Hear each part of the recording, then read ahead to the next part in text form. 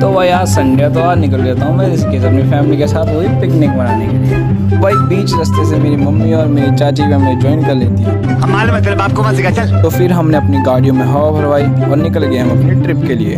भाई हरिद्वार के संडे का इतना जाम देख कर हमने थोड़ा रेस्ट किया, फिर हम दोबारा निकल गए अपनी ट्रिप की ओर। भाई इतनी सड़ी गर्मी में और सुंदर नज़ारा देखने के बाद आखिरकार हम अपने लोकेशन में पहुंच गए थे। आप भी देखिए।